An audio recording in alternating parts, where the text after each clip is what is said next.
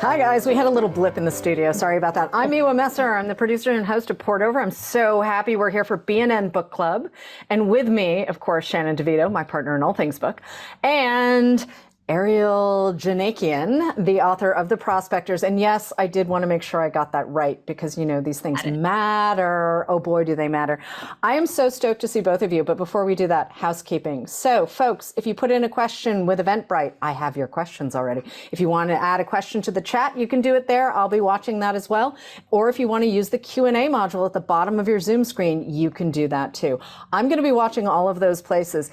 If you did give me your question though through Eventbrite, maybe you want to ask a different one if you use the chat or the Q&A module. So that said, we're here to get in. Dun, dun, dun. I'm working off of my galley, so apologies because everyone knows the finished package is amazing. But Shannon, before we get too far into it, you know how I like to start these shows. Yes. Why did we pick the Prospectors for book club? I know, but I think everyone else needs to know too. Oh, and hopefully, you know, this is a spoiler conversation, so hopefully everyone's read it because all of the spoilers are here. We're gonna fully get into it, but honestly, the environment and the richness, no pun intended, of the nature and the family and the saga around said family and the greed, and there was just so much to unpack with characters that you sometimes love to hate because they're just so frustrating in the most moralistic way. I think it's just the perfect book for discussion, and it's an escape into a different time that also has dual timelines. So I think it was fitting for book club. We definitely had to do it for fall, winter, and it was exciting to get all the feedback from booksellers across the country and from readers who are just digging into it now. Right. Okay. So Ariel, I've been dying to talk to you about this, but you know, obviously you are quite upfront about the fact that you borrowed some family history. You borrowed some family history, and we're going to get into all of those details because also you have a Fulbright. And I really want to talk about your Fulbright because I'm not sure that the Fulbright people were totally prepared for what they got, which I love. But here's the thing. You had all of this material, and yeah, we're going to get into the depths of the material, but why not just write a history of your family? Like, why did you need space to roam a little more? I mean, because like Fulbrights are not handed out like, you know, movie tickets, right? Like this is a big deal. So can we start there, and then we'll hit our cast of characters and everything else? Sure, absolutely. Well, first of all, thank you for that introduction, Shannon, and thank you, Miwa. I'm so glad you guys connected with this book and picked this book. I'm very happy to be here. So the book Alice is based on my great-great-grandmother who did travel to the Yukon in 1898 with her sister Ethel, with her brother-in-law Clarence. And it's a story I knew for a long time. It was just sort of around in my family, and Alice had left behind, she wrote later in life, she wrote a memoir of her travels. So it wasn't just oral, you know, family stories. We actually had a lot of information about that trip. And we had the letters. Letters were, we don't have the original letters, but they were printed in the town newspaper, actually. That was like social media, 1898. Everyone wanted to know what was happening. So you would print your really interesting letters in the newspaper. So I had that information. I had a lot of the story, and I was attracted to this story. But I think for me, it always had to be fiction. And part of that is because there were silences in what they left behind, in their relationships, in how they wanted to present themselves. So they would leave out sort of the uglier moments, the rivalries, the places where they weren't represented as well as they wanted to be seen.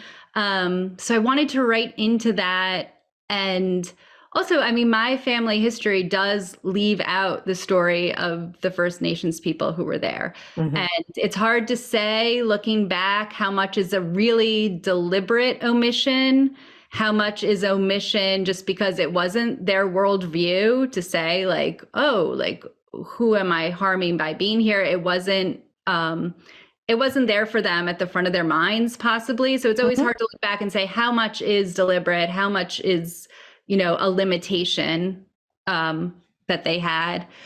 So I knew I was going to write into those moments, but I like the intimate relationships. I like dialogue. I like being in people's heads, and I wanted not just to say what happened, but like, what did it feel like? Right. It's really interesting. I think it's really important to remember that we can learn a lot from fiction, right? Like we don't actually need an index at the back of the book. We don't actually need footnotes, that we can trust characters to tell us all of the stuff that maybe we are missing. And also, history, listen, a great history book flies the same way a novel does. So no one's saying don't read history. It's just, I really appreciated the fact that we could go into the backs of people's brains, just like you were saying, that it's clear that, you're driven by character and dialogue. I got to tell you, though, there were moments where I was like, Alice, I need you to stop talking for 5 minutes. Like, oh, girl. Yeah. I seriously, the moment where she was like, there's not going to be an avalanche. And I'm like, sister, you're from Bakersfield, California. You know nothing. And again, I get it. So I really do want to start with Alice, because obviously she is our foothold into the story, not just because she was your great grandma or great multiple times. Let's start with her voice, because yes, I did attach to her, but there were moments where I was like, yeah, we could be sisters, because I am ready to shove you onto the other side of the car. Like, my mom is going to say, if I have to stop this car, like, it's coming. Yeah. But let's talk about the development of Alice as a character. Relentless. She's a relentless personality. Part of it was always going to be her, in part just because of circumstance. That's where I was centered with the material I had. But I think really early on in the process, what made this more than just like, family stories are great, but there has to be something there that makes it more interesting than just your family and your friends. But I thought of her, I was like, I can write this character like America. Like, she was my America for me. And she starts as this, like, I think in the beginning of the novel, I think we do feel connected to her and are cheering her on in a way. She's this farm girl. She doesn't have a lot going for her. Her family has the risk of foreclosure on the farm, and she's going to go out there and be bold and brave and better her circumstances. So I think of her story as really starting out as sort of the rags to riches story that we can root for her. But she is relentless in her ambition. So I do think of this novel as her sort of amassing power very slowly, very carefully, through these subtle arts of manipulation. But she doesn't stop. Yeah. Yeah. How did you land on that voice of who she is? Because the actions, obviously, but when she is thinking through all these things, and yes, I'm going to marry this person, and that's going to put me in this position, and this is how it's going to affect my sister and our future. Like, how did you land on what that voice was? Was it really influenced a lot by the memoir, or was it really like, I see the actions and this is how I think she'd be thinking? Yeah, no, the voice in her memoir is really like cheerful and happy-go-lucky. It's not this voice. So the actions and the structure of the story are really borrowed from history, but you can see the ambition that had to be there from the outside, but that inner ambitious voice, which becomes ruthless, really, that was just in the writing. And honestly, it wasn't there right away. It took me time to find it. It was almost like the actions came first, and it took me time to really write into that inner life that she has. You had to mine for it. I get you. Yeah. Dangerous question. Yeah. But also, women didn't have a lot of options, right? Like, if you were an ambitious woman anywhere in the world, really, in the 1800s, it kind of didn't matter. I mean, maybe your husband dies and you manage to run the business. Maybe your dad dies and you manage to run the business. But like, if you have a brother, and even if he's a sap, you're sidelined and you don't get to do the thing, even if you are possibly the smartest person in your family and probably should be doing this. It's wild if we think about how much women were limited in what they can do and how they could do it. And also, frankly, I mean, Alice and Esther don't come from a family with money. Like it is Esther's husband, Clarence, who Clarence. We will be dealing with Clarence in the course of this conversation, but Clarence really does bail them out. I mean, they're about to lose their farm, and when you lose your farm in that sort of circumstance, it's not like you go get a job as an accountant. You don't get a job as a greeter somewhere. Like, you are really well and truly done. So, I mean, I have a lot of sympathy for where Alice is coming from, because it's either this or starve, right? Like, I want more for my life. I've got to make a better thing. But yeah, if she were my sister, man, I would not be showing her quite as much grace as Esther was. Ethel loves her, and Ethel is Ethel. I'm sorry. She's a foil. She really is. I mean, I think I needed in that character. You need a little relief from Alice. She's good-hearted, and they grow up in the same circumstances. They grow up in extreme poverty, but they deal with it in drastically different ways. And I think in part it is personality. Like, as someone who has, a sibling, siblings, you can have siblings, and siblings they can have are the same family, same place. Siblings are awesome, but there are moments where you're like, Mom is totally going to stop this car.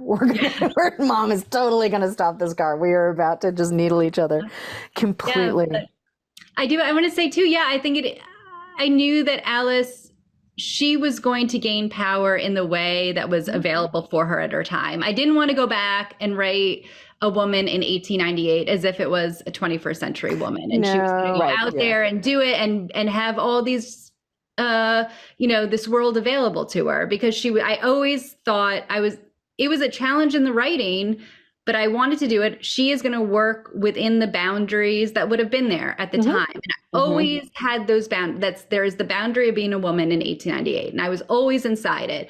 But then what do you do? It's a challenge, because then she could better herself and better her situation by manipulating the more powerful people around her. Right. So early in the book, she is afraid of Clarence. Really, she sort of stands back from him. She knows she can't control him in any way. And it's really, she has to do it subtly through conversation, through relationships, through psychological manipulation. I mean, she even with her own sister, even with, she gets that deed from Ethel for the fraction. It gets, but she gets the deed, and she even says, and I got it without stepping foot on the creek. So all these men are going up there and risking their lives and trying to get a fraction, and she gets it through manipulating relationships. And that's the amazing thing when you set limitations around a person. They might just be able to work within that and do it effectively. Okay, but you make a really interesting structural choice in the Prospectors. You're cutting between 2015 and the 1800s. And we get into the early teens, pre-World War I in Los Angeles, and we're going to come back to LA, but 2015 feels like a very deliberate choice. And I got to say, I really like Anna. I really like her husband, Owen. Grandpa made me laugh, and Grandpa's comeuppance in the end. I'm sorry. Grandpa should have thought about who he married. Wife number 6. I mean, I'm sorry. And I'm down with the wives being numbered. Like, I think the whole thing. You want to do the right thing, but dude, you had so much time to do the right thing, and you chose poorly in that last marriage. So I think that says more about me than it does about the characters, but it was kind of funny. But I do want to talk about using the present day and this particular granddaughter. Because, you have a cast to choose from, but something tells me that Anna was a little closer to the best. Yeah, Anna's close. To be honest, I started this book with a frame that was a World War II frame. I didn't have a contemporary section. I started with a World War II frame that was Winnie and Peter's story. Did a lot of work, and it wasn't working. I needed something for the historical sections to bounce off of, and that wasn't it. And so I dropped those, and I had gone to the Yukon. So that was the Fulbright. With the funding of Fulbright, I went up to the Yukon. I had done this trip. I'd done the research. I'd stayed there. I'd gone to the creeks and panned for gold. And, I'd been up there, and it wasn't anything like the circumstances with Anna and Owen. I did go up with my boyfriend, now my husband, Phil. He's it's close. It's borrowed a little. Right. But I wanted that millennial couple, and I wanted grandfather to be there. Yeah. Based on I sat down with my grandfather before he died and talked a lot with him about this history. It is a character. Again, the circumstances are different. In some ways they're very different. In other ways, my grandfather, he had 5 wives. He had 5 marriages. In the book, he has 6. So, that was my,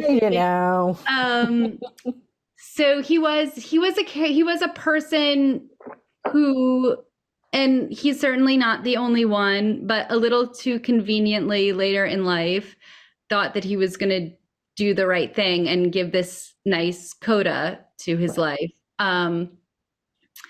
So, for him in different ways, easy come, easy go with money. It was gained in one generation, lost in another. And the circumstances were different, but he was funny and charming in the same way that I was able just to draw upon for this novel.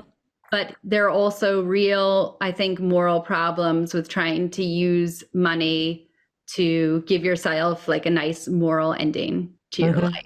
It's more about you than it is about what you're doing. Yeah. Oh, without a doubt. I mean,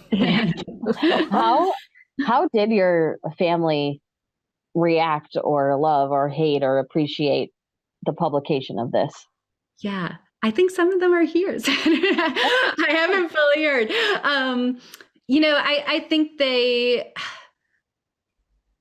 So, I have been working on this for a long time, so it's not a surprise. It's been on and off for I think it was 18 years ago when I said, I am going to write this book. So the reaction has been positive. I think it's not fully a surprise what I was doing with the characters.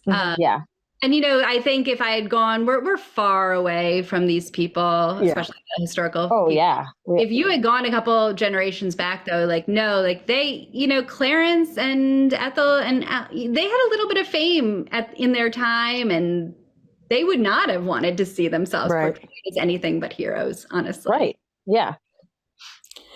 I think, though, it's not just them. Anybody. We do have a very sort of, shall we call it American mythology, right? Meritocracy. We teach ourselves these fairy tales about what we believe to be true in a lot of ways. And ultimately, people are people. I mean, everyone in this book is really a product of their time, right? Everyone is true to their moment and who they are. And yeah, Alice would drive me around the bend, but I wouldn't expect her to be different. She's a woman of means in a certain moment in time. Yeah. And that really, the difference between have and have not, right, in the 1800s is crazy. And it's still pretty significant, but that was the difference between electric lights and a car. It just completely different, and gear. And also needing people like Jim to pack it all in for you and pack it out. It's when you hear about these expeditions to Everest, right? And it's Sherpas raising families and running their lives and doing all of this stuff on the money that they're paid to sort of schlep people up and down the mountain, when maybe that we don't need to do it at the level that we do it at. And that's not the worst parallel I could draw for the Klondike Gold Rush. You had people who were dropping everything because they thought, this is my chance. This is the one chance I'm going to have to make my name and make my life and make my fortune and all this stuff. And they're not outfitting themselves at REI and Patagonia. They're it's not, So I want to talk about some of the research, though. I mean, yeah, you said you went to the Yukon, which I think is very cool, but also just in terms of the level of detail you needed to go into, like if you're writing about these people basically almost starving to death, right? You need to know what they're carrying and how they get it and who's helping them and what's going on. And it sounds like a lot of first person research. Yeah.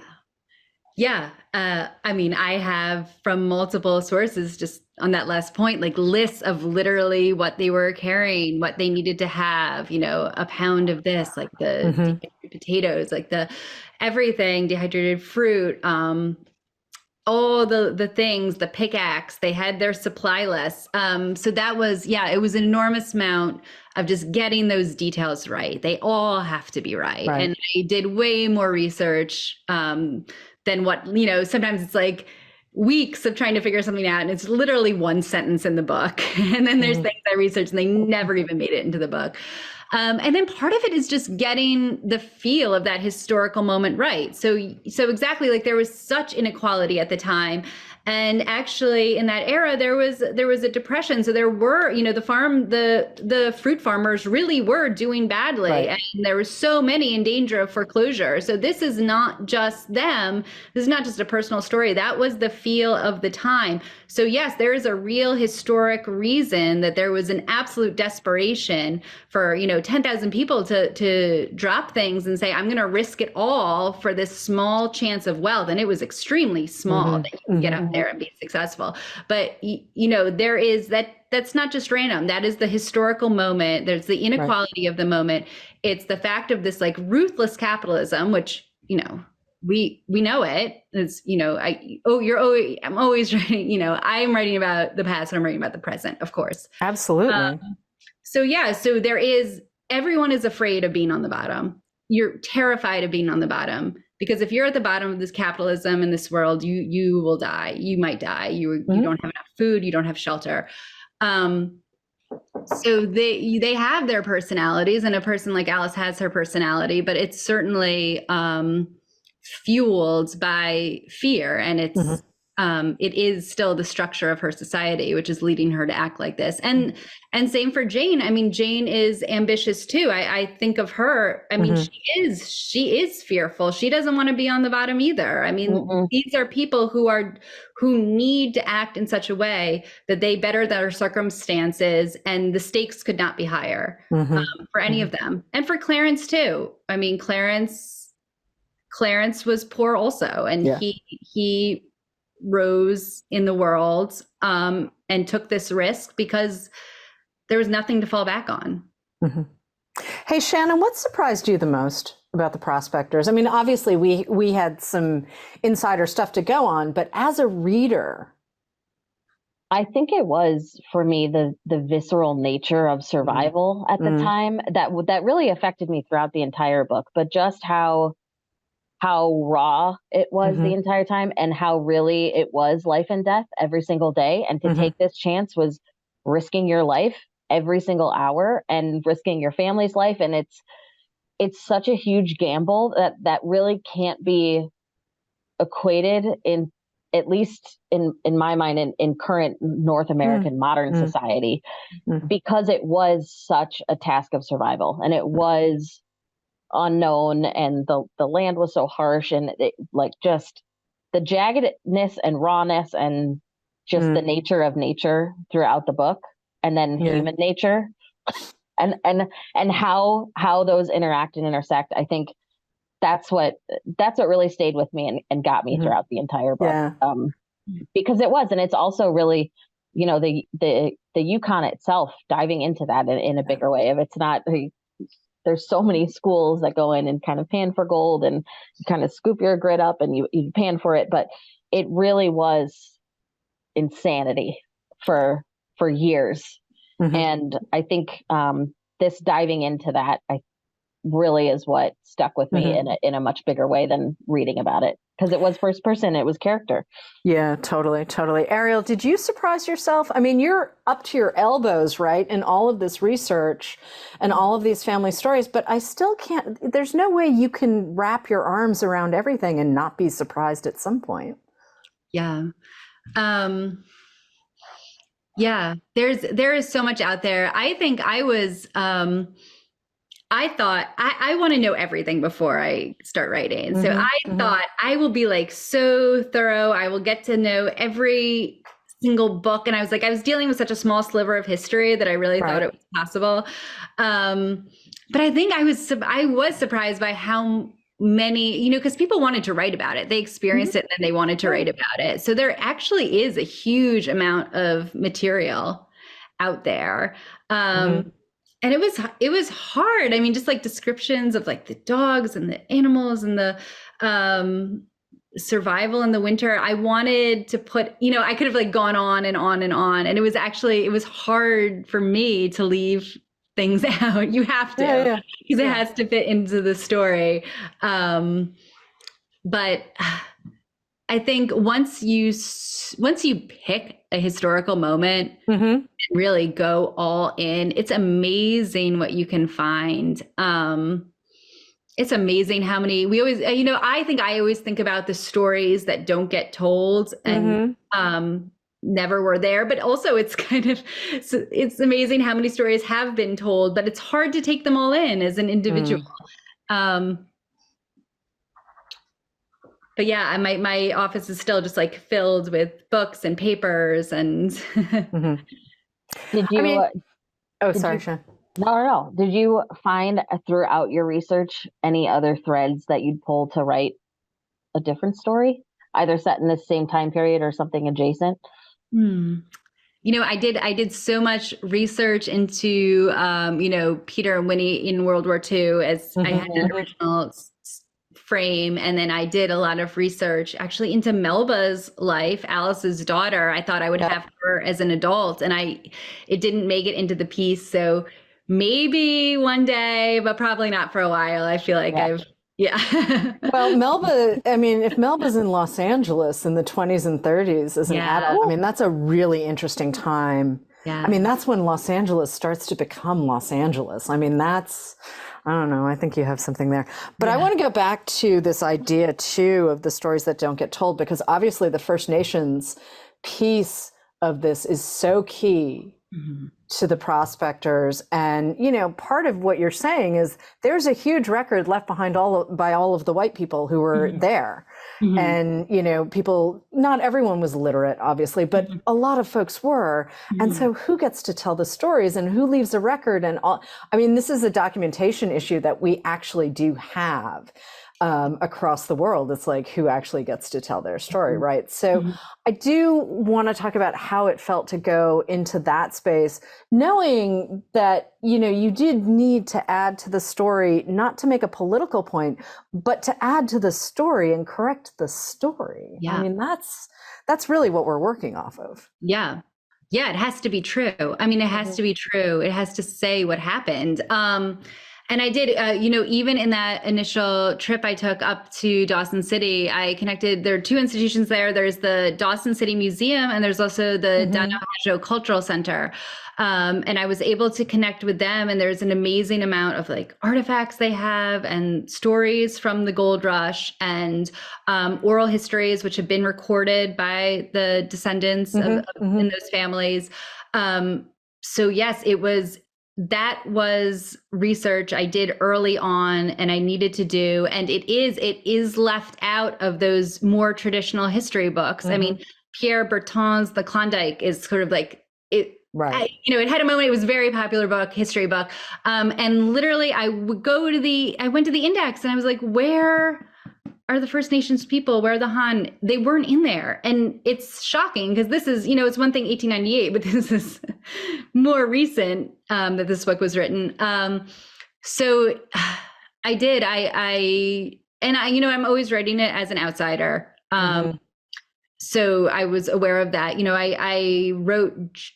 I wrote Jane, but I don't go into Jane's perspective. It is an outsider's perspective from Alice. It's an outsider's perspective from me. But I did my best to get that sense of what it was like to have these people come in. And there's a certain, there's anger. I also so this is my maternal side. Djanikian is an Armenian name. I'm Armenian on my father's side. And we're relatively, you know, my father immigrated from Egypt here. So I feel like I've seen the American story from multiple angles. And I'm very familiar from the Armenian side. There's Armenian genocide.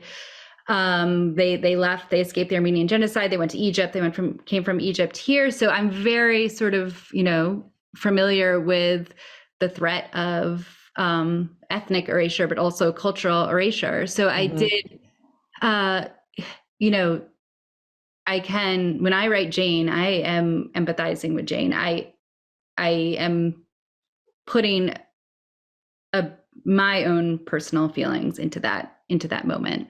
And it is, to your point, because there's not a lot of history around so many cultures. There's just not that written record. It is trying to go and figure it out now, and getting it at the forefront and teaching people about it and learning about it, and you know, at the very least understanding that it's there, which is part of the things that I also really loved about this is that it does really acknowledge that this was a huge unspoken piece of it. Yeah.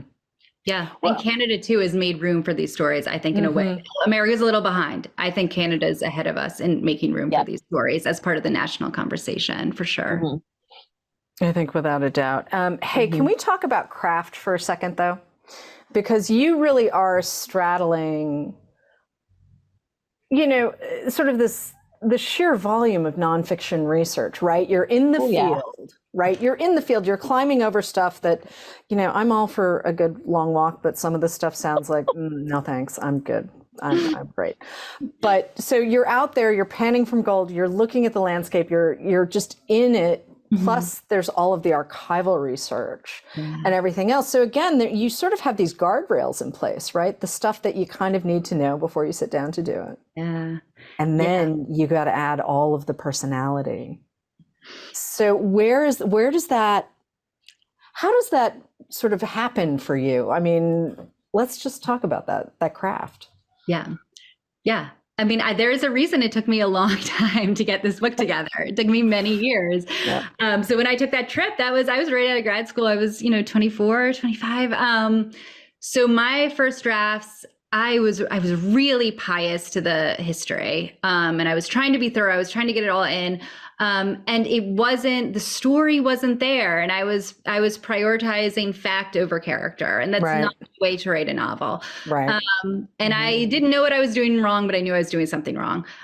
So I took many years away from it. And I think for me, at least, because it was so much information and so much going on in this book, I knew I wasn't a match for it at that age and at that skill level. I wasn't ready to write it.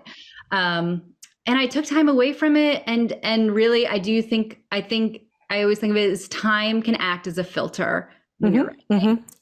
Just step away, and time is a filter, and you lose the stuff that doesn't matter. And then what's left behind are these like bright, salient details, and the moments that matter, and the people that matter, and the feelings and scenes that really matter most. Time does the work for you in some ways. So that's what I did. And I came back to it, and I dropped it again, and I came back to it. So I did. And I knew also, I knew it was going to be a big scope, and it was going to be a saga. And I just wasn't ready at that age to balance the characters and the time. And even just, I didn't have the life experience. I felt like I didn't have it. Did you need your MFA to give yourself permission to write this kind of book? Or was that just like hey, I just need the skill set that goes with that? I mean, there are plenty of people who have done this without an MFA, plenty who have, everyone has feelings about MFAs, but you actually hold an MFA. So I'm I did the MFA when I was very young. I went right out of undergrad to this. So that was actually before the trip and before MFA I did right out of undergrad. And I think it was an amazing experience. I am pro MFA if you're funded, because there's nothing like having 2 years to write and to have that time and to be around people. I mean, I had such amazing classmates who are my dear friends to this day. so I am very pro MFA, and you know what, I got to read other people's novels in progress. I was still working on short stories back then, but it sticks with you forever. And then it's just reading, of course, for every writer. It's just, you just read, and then you read the same books again and again, and you learn craft by just reading. I'm always kind of amazed when people say, well, I'm a writer, and then they don't read. And I'm just like, I know. Boggles my mind. I do the RCA dog thing where I'm just like, I'm sorry, my head just goes, I don't know what to do with that. I mean, you've just got to be able to read. But speaking of reading, I want to throw in 2 questions. One, I've got someone asking what the title, how you arrived at the title for the novel. And then we got to come back to Ed for a second, but let's start with the title. How do we get to the Prospectors? I mean, it's such a simple, straightforward title. You would think I had it the whole time because it's so obvious, but I didn't have it. I don't actually think it's obvious. I think it's good. I don't think it's obvious. The title. I'm so happy with it, but I didn't have it early on. So for so many years, I'd be like, I'm working on my Klondike novel. It was just the Klondike novel, and people were like, how's the Klondike novel going? So my original working title was Mine, which is not, and I thought it's a working title. No, it's a working title. I get it. It's a working title. Yeah, I thought, and I was so proud of it. I was like, oh, there's a double meaning because they're mining, but it's also green. It's mine, but mine is like kind of an ugly word, and it wasn't the right. It wasn't the right word. It didn't have the right feel. And then, this came You were actually going to have to explain it. That's the other thing. Exactly. Like, you were going to have to explain it. It's like, happened. So the Prospectors, I was working with my agent, my editor, we had just like pages of possible titles, and this one was always at the top. But the Prospectors is it's like a copious big word which kind of fit the feel of the book. It's like a word you can just like tuck yourself into. And then it's a character driven book, and it fit the characters. It fit all the characters. Without a doubt. Without a doubt. Because, obviously Clarence, obviously Alice, they are all prospecting. Jane is prospecting Jim. They are trying to go forth and get something. And Anna and Owen and the step family. Wife number 6, certainly, and those children. Yeah, for sure. Okay. Here's the $64,000 question. Was Jane's son fathered by Clarence? Clarence says no. Jane says yes.